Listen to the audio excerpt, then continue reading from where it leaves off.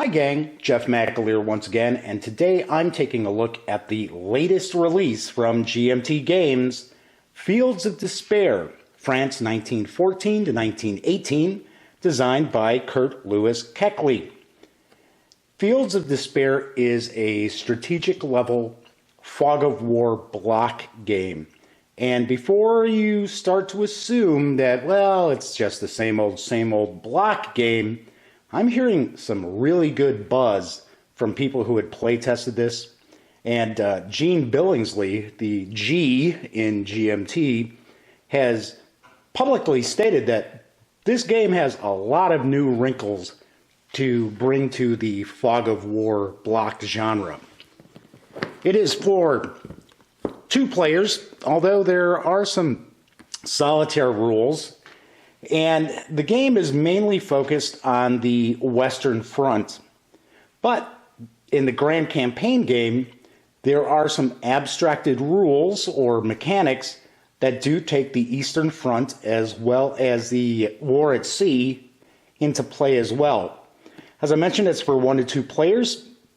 It is kind of low on the medium complexity scale. And strangely enough, it shows solitaire suitability is 2 and 9. But there is a solitaire scenario included. And I believe you take the side of the Allies against the Central Powers. Let's take a peek inside. And as you can see, this is a pretty hefty box. Get this opened up.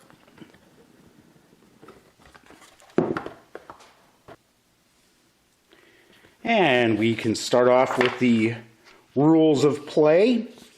Looks like 23 pages in all.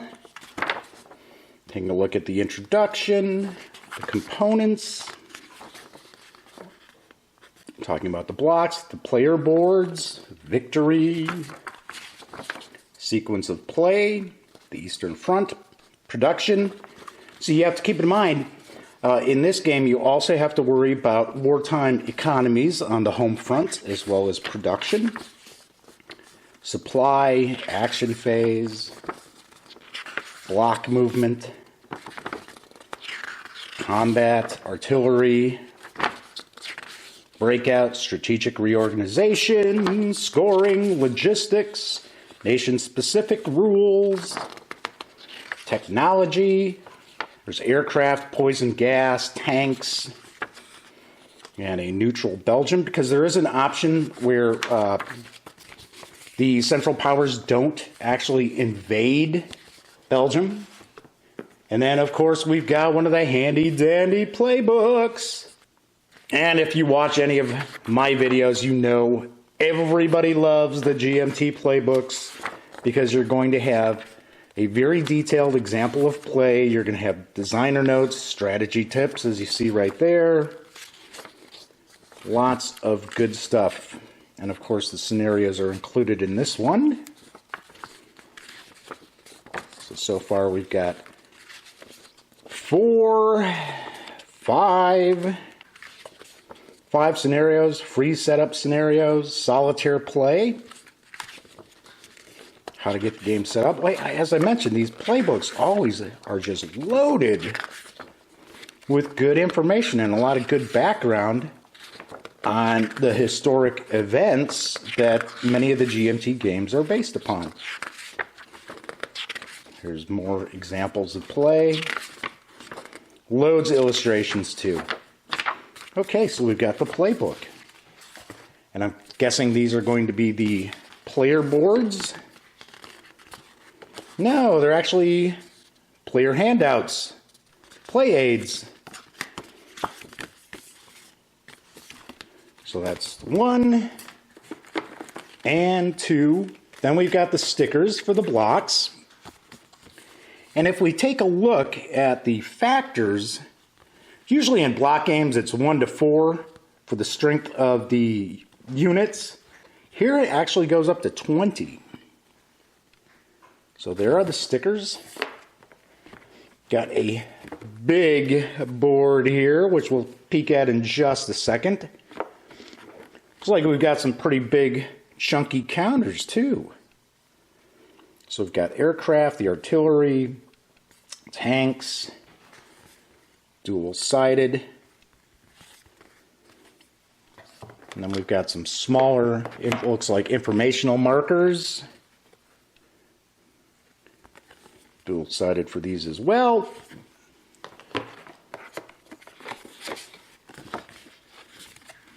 And let's see, the Allies. Looks like, and the Central Powers.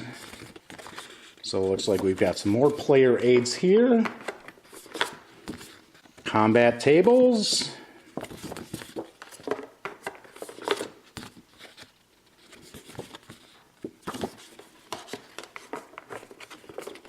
Another player aid card. Now, don't start thinking that, wow, look at all these player aids, this game's going to be pretty complex. I don't believe that's the case. It's just they're providing you with all the info on these separate sheets. Ah, here we go. These are the player boards. So there's a solitaire player board.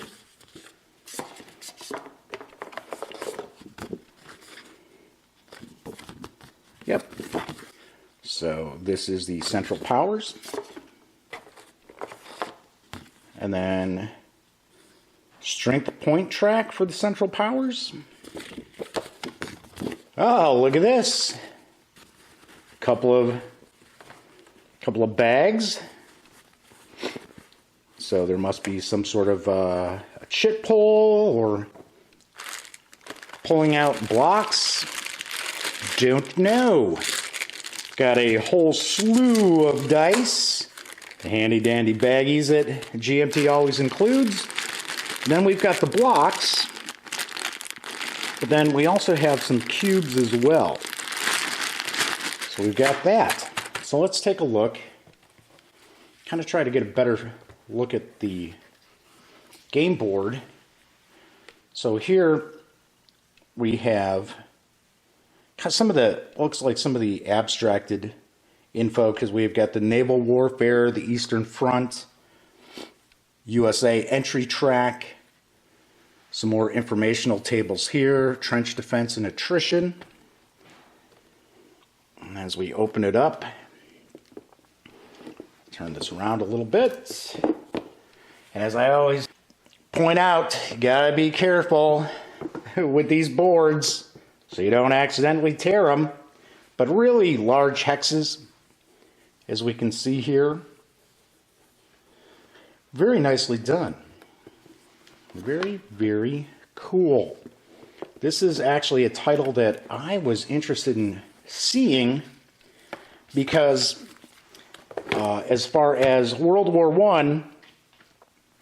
I mean, there's a lot of games out there that do tackle aspects of World War I or certain periods of time, but there aren't a lot of them. And to my knowledge, there aren't too many that would actually be a fog of war block game, at least on a strategic level. So we've got all the goodies. We got the playbook. Oops, I almost forgot the drawstring bags. Got the rules of play. And that is what we find when we take everything from Fields of Despair outside the box. Fields of Despair is available right now.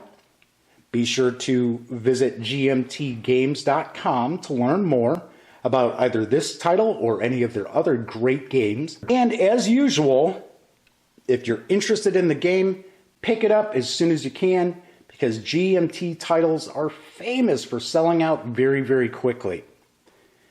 Once again, I'm Jeff McAleer, and for the latest in gaming news, reviews, comics, movies, TV, come on, by now you know the drill. Get your geek on at thegaminggang.com. And until next time, thanks for watching.